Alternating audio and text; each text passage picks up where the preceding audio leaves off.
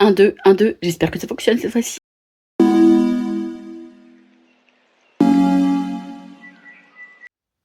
Salut à tous, ça fait super longtemps, j'ai l'impression que j'ai pas tourné de vidéo. J'espère que vous allez bien depuis tout ce temps. On se retrouve aujourd'hui pour vous parler de mes tops et mes flops depuis ce début d'année 2026. Bon, je dois vous avouer quelque chose, j'ai déjà tourné cette vidéo hier et j'avais oublié d'allumer cette petite chose. Donc c'était bien allumé. J'ai un support en fait qui s'accroche au téléphone qui était bien allumé, mais j'avais oublié de synchroniser. Voilà, du coup j'avais tout mon rush sans son. Bref, j'ai pris du retard parce que j'ai pas réussi à tourner de vidéo dernièrement. J'ai même commencé des vlogs et j'ai pas réussi à continuer. Voilà. Du coup, pas de bilan en février, pas de bilan en mars. Je me suis dit, allez, on fait un petit regroupement de ces 3 premiers mois. Et je vais donc vous parler de mes tops et de mes flops. C'est-à-dire que je vais pas vous présenter toutes mes lectures. J'ai lu 30 livres, je crois. Donc voilà, j'en ai sélectionné à peu près un tiers, si je me trompe pas. On va commencer par les tops. Et je vais commencer par vous parler d'un roman dont je vous ai déjà parlé en vlog. Je sais plus si j'en ai parlé en bilan de lecture, donc excusez-moi si je radote. Et puis dans tous les cas, s'il y en a qui découvrent la chaîne, vous allez pouvoir découvrir cette pépitasse. Descendre sur tes mains de Nora Lake, qui est mon premier roman des éditions Hurlevent. Voilà, j'adore l'objet livre. Vous voyez qu'il y a plein de post-it. Enfin plein. On ne voit pas tous, mais c'est assez rare que je post-it. Mais là vraiment, j'ai adoré la plume de l'autrice. J'ai adoré la manière dont elle a décrit les lieux, dont elle a décrit les personnages. Voilà, gros coup de cœur pour sa plume. Qu'est-ce que je peux vous dire? On est sur une orpheline qui va être accueillie par un tuteur très étrange, très mystérieux, dans un manoir tout aussi mystérieux et étrange. Et voilà, on nous présente comme un drame historique avec des trigger warnings dont on nous parle très vite en fait sur le, enfin avant l'histoire, pardon. Donc j'avais peur d'avoir peur. Et j'ai lu quelques passages entre les lignes parce que c'était trop dur pour moi, mais ça m'a pas du tout empêché d'être dans l'histoire. Ça m'a pas trigger plus que ça. Voilà, parce que je vous en parlerai tout à l'heure dans un de mes flops. Mais parfois, je n'arrive pas à passer au-dessus de ça parce que c'est trop. Là, c'était vraiment peut-être 3-4 passages. Et encore, je suis même pas sûre que je n'ai pas réussi vraiment à lire dans le détail. Donc voilà, j'ai été totalement prise dans cette histoire, dans cette quête en fait de mais qu'est-ce qui se passe vraiment? Ouais, qu'est-ce qui se passe vraiment? Et qu'est-ce qui va se passer pour elle? Voilà, il y a des choses qui font tiquer. Mais vraiment, un gros coup de cœur. Mon premier coup de cœur de 2026. Et j'ai dans ma wishlist Les filles de Witch Hazel House de Nora Lake et je ne sais plus qui d'autre.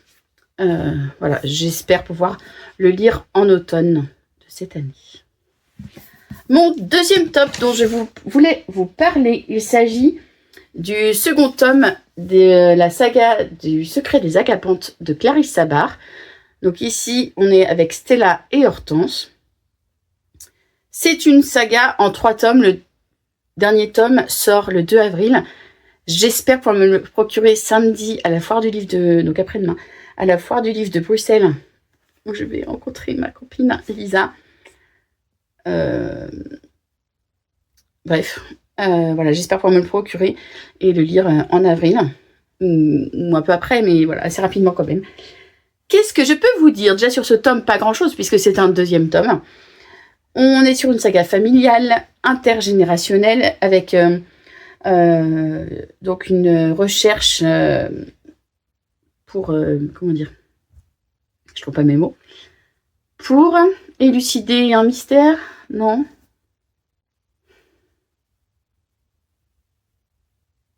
Ah ben bravo. Comment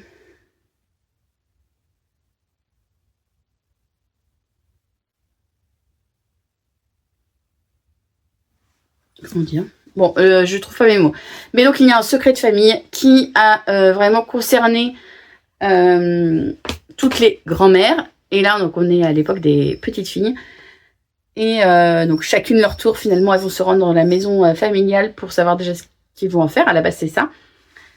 Puisque la dernière des grand-mères est décédée. Enfin, oui, c'est ça. Oh la vache, j'ai vraiment du mal. Je suis vraiment désolée. Pourtant, c'est la deuxième fois que je tourne cette vidéo, mais toujours difficile de trouver mes mots. Bref. Là, dans ce roman-ci, on est des années 30 à nos jours. Donc, on a vraiment deux époques. On a plusieurs régions, plusieurs pays. Enfin, voilà, moi, j'adore. J'adore et je vous recommande. Par exemple, s'il y en a qui ont lu Les 7 sœurs de Lucinda Riley, je pense que vous aimerez aussi cette saga-là. J'ai lu que 2 tomes des 7 sœurs et voilà, très honnêtement, pour l'instant, je préfère cette saga du secret des Agapantes. En plus, j'ai déjà rencontré l'autrice en petit comité et j'ai pu échanger avec elle autour d'une dédicace, mais voilà, je la trouve... j'adore. J'adore. J'ai pas les mots. Troisième roman dont j'avais envie de vous parler, il s'agit d'un sourire au livre de Cynthia Kafka. Je ne l'ai pas avec moi puisque je l'ai déjà prêté 2 fois. Un sourire au livre, déjà le titre m'avait donné le sourire, tout simplement. J'ai rencontré l'autrice à Vannes, c'est une femme hyper solaire. Il se trouve aussi qu'elle a été professeure des écoles pendant 10 ans. Et là, ça fait 10 ans maintenant qu'elle est écrivaine. J'ai adoré cette rencontre. Et du coup, j'avais très hâte de commencer ce livre. Donc, je l'ai rencontré en juin. Et je l'ai lu en février ou mars. Enfin, voilà. J'ai quand même mis beaucoup de temps. Hasard ou pas, je suis très angoissée en ce moment. Je n'en parlerai pas trop pour pas trigger. Et puis, de toute façon, c'est pas le lieu de la vidéo. Mais voilà, pour faire bref, j'ai peur de la mort. Et dans Un sourire au livre, on va parler d'un deuil. Je spoil rien du tout parce qu'en fait, c'est dès le début de l'histoire. On est sur une adolescente qui vient de perdre dans un accident de voiture ses 2 petits frères, son beau-père et sa mère. Le truc juste horrible. Là, quand j'ai commencé, je me suis dit, wow. Et en fait, l'autrice, c'est un peu comme Virginie Grimaldi. Elle arrive à ponctuer d'humour. Elle manie très bien les différents modes de narration. Donc, il y a, c'est un roman choral. Et on retrouve bien les pensées, la manière de parler, d'être d'une ado. Voilà, d'un papa qui doit se retrouver avec sa fille ado qu'il n'a jamais eu avec lui. Enfin voilà, plein de petites choses comme ça. Et c'est un roman qui m'a beaucoup bousculée, mais qui m'a beaucoup aidée face à mes angoisses. Et ouais, c'est un roman vraiment qui va rester là, je le sais. Tout comme il est grand temps de rattraper. Il est temps... Oh punaise. Oh non, j'ai pas envie de me tromper sur cette phrase. Il est grand temps de rallumer les étoiles, qui est une phrase de Guillaume Apollinaire, mais qui est un roman de Virginie Grimaldi, et qui m'avait fait ce même effet. J'ai pas les mots pour décrire vraiment ce que j'ai pu ressentir, à quel point ça peut résonner en moi. Mais c'est des romans que j'ai envie de conseiller à tout le monde, qui ne vont pas plaire à tout le monde, je le sais. Mais voilà. Et du coup, que ce soit la plume ou l'intrigue, ça... Ouais. Voilà. Je pense que ça se passe de commentaires. Je sais que j'ai un visage plutôt expressif dans ces moments-là. Ensuite, nous avons la saga de l'Assassin Royal. J'avais écouté les 2 premiers tomes avec Audible. J'avais adoré le narrateur. Et c'est une immersion dans la fantasy, moi qui ne lis pas beaucoup de fantasy. Voilà, donc écrit par Robin Hobb, dont on m'a beaucoup parlé. Merci Algu pour cette découverte. Et c'est vraiment une sortie de zone de confort et j'ai adoré rentrer dans cette histoire. Donc j'ai acheté les premiers romans, j'en ai 8 je crois, donc il va falloir que je continue. Dernier roman, c'est un roman auto-édité que j'ai lu dans le cadre de mon partenariat avec l'agence de Julie. Il s'agit d'Un chemin dans la tempête de Nolwenn Ledréau. On est sur une étudiante parisienne qui est activiste, qui est très engagée et qui va avoir des soucis lors d'une manifestation, enfin plutôt après cette manifestation-là. Puisqu'elle va être harcelée sur les réseaux et pas seulement, elle va aussi être agressée. Elle est en couple depuis un petit moment déjà avec un étudiant, je ne sais plus si c'est en droit ou en politique ou en journalisme. Enfin, vous voyez un peu le truc. Enfin, un peu le truc. Ça veut rien dire. C'est juste que du coup, lui, je pense que c'est en politique. Parce que du coup, ça lui pose vraiment souci, tout cet activisme-là, et voilà, le fait que ce soit sa compagne. Voilà. Quand elle se fait agresser, sa tante la convainc de partir en Bretagne, dans une maison familiale, donc vraiment là où on la connaît pas, où elle va pouvoir être un petit peu à l'abri de tout ça, et prendre soin d'elle. Et j'ai trouvé que ce roman était vraiment très réaliste. On n'est pas dans du jour au lendemain, elle va, je sais pas, elle va trouver de la lumière, pas de la lumière, pas au sens spirituel, mais il va vraiment lui falloir du temps pour sortir, pour sortir de tout ça, mais pour sortir aussi physiquement de la maison. Et puis en fait, ça traite de plein de choses. Et non, j'ai vraiment beaucoup aimé ce roman. Je vous invite à le découvrir si cela vous tente. Voilà pour mes tops. Je pense que j'ai tout dit. Pour mes flops, eh bien, comme ce sont des flops, j'ai encore moins de romans à vous montrer physiquement, mais j'en ai plusieurs à vous parler. Le premier que j'ai lu en lecture commune sur mon club de mars, je ne l'ai pas fini, mais je voulais vous en parler parce qu'on entend beaucoup parler en ce moment puisqu'il y a une adaptation cinématographique. Il s'agit des Hauts de Hurlevent d'Emily Brontë. Je ne comprends pas l'engouement autour de ce roman. Déjà, je le trouve pas accessible du tout. Je comprends pas qu'il puisse être étudié en fait au collège-lycée, enfin lycée, je pense. Moi, j'ai été trauma.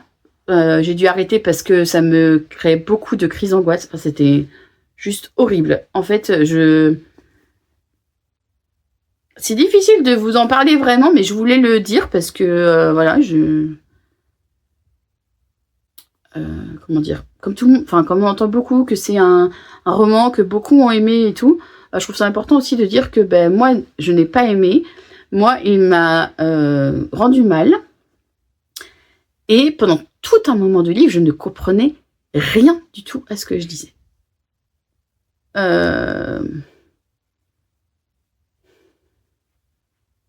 C'est un gros flop, une grosse déception et une grosse incompréhension. Voilà, je peux même pas vous dire plus parce qu'en fait je sais même pas expliquer le livre. Juste que c'est trop d'horreur, trop... Ouais. Haine destructrice, complètement. Voilà, désolée, c'était peut-être pas le plus intéressant, mais je voulais vous en parler. On va continuer dans les incompréhensions, puisqu'il y en a eu d'autres. J'ai lu L'Or Olympus, qui est un roman graphique, qui est une version très modernisée de la mythologie, qui ne m'a pas du tout emportée. Je n'ai pas accroché aux illustrations. L'intrigue, en soi, je pense qu'elle aurait pu être sympa, mais pour moi, le langage, surtout au début, était vraiment très vulgaire. Et ça passe pas. Voilà, je sais pas si vous l'avez lu. Je sais qu'on m'a dit que les prochains tomes étaient mieux, mais là, j'ai pas du tout envie de m'y mettre. Donc voilà, peut-être que je pourrais me laisser convaincre si vous m'en parlez un peu plus dans les commentaires, mais voilà. Ou peut-être que vous allez me dire que vous pensez la même chose que moi, mais vraiment, j'ai pas accroché. Troisième flop,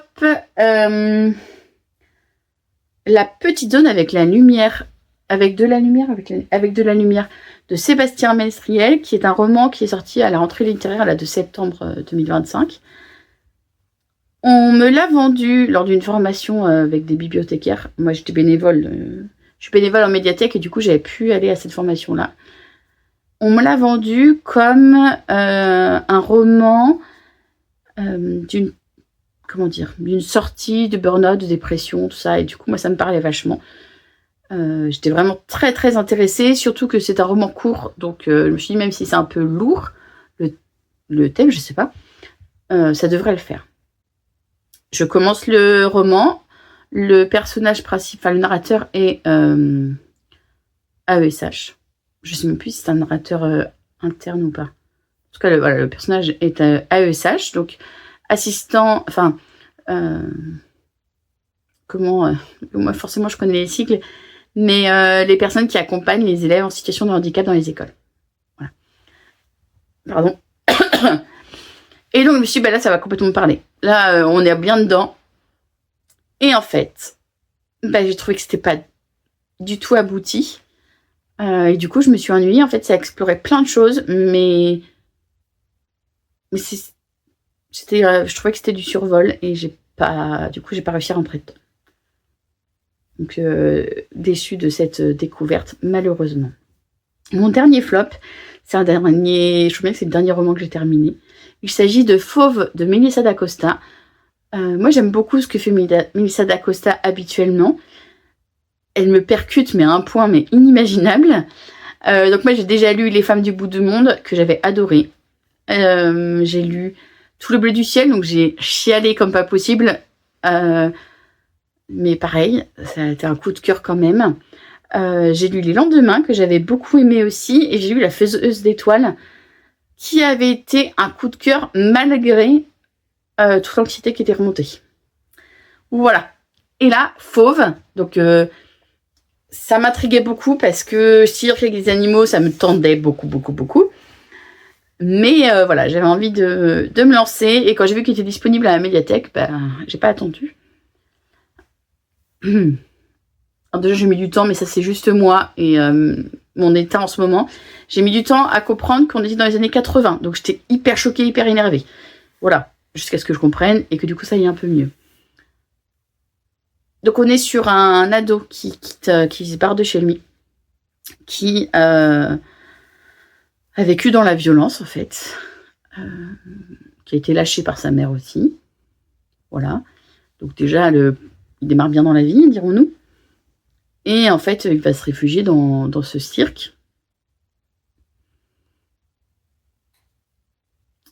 En fait, j'ai trouvé qu'on était dans une surenchère de violence, avec des scènes qui m'ont... voilà, j'ai pas les mots, même si je lisais en diagonale dans ces moments-là, parce que c'est quelque chose qui, moi, est compliqué pour moi à lire, mais ça, voilà, enfin, comme dans Descendre sur des mains, j'ai quand même continué, hein, ça m'a pas empêché d'apprécier l'histoire. J'ai trouvé qu'il y a vraiment une surenchère de violence, et je suis sortie vraiment perplexe. Enfin, j'ai été plusieurs fois perplexe dans cette lecture. J'ai hésité à arrêter. Puis je me suis dit, voilà, peut-être que la fin, enfin les derniers chapitres vont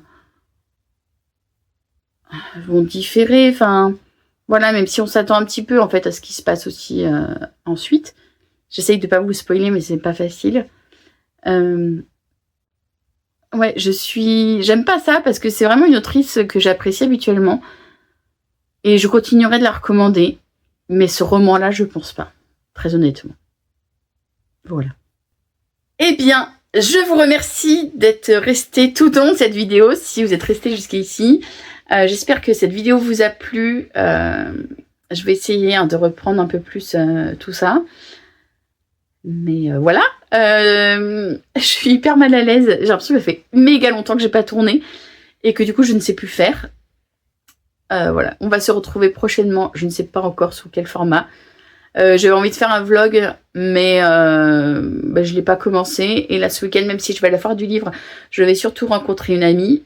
Et j'ai pas envie d'être avec mes caméras. Enfin voilà, je garde ça pour moi. Mais je pense que je vous ferai un petit retour sur cette expérience. Voilà, de la foire du livre, de 24 heures de bus, puisque demain je fais 12 heures et lundi j'en fais 12. C'était un peu petite expatriation toute seule. C'est la première fois que je pars sans mon chéri et mes enfants. Donc voilà, je pense que je vous en parlerai. Je vous attends en commentaire si vous le souhaitez, si vous avez envie d'échanger autour de mes lectures, autour de vos lectures. Et voilà. En tout cas, si ça vous a plu, n'hésitez pas à liker, à partager et on se dit à très vite. Bye bye!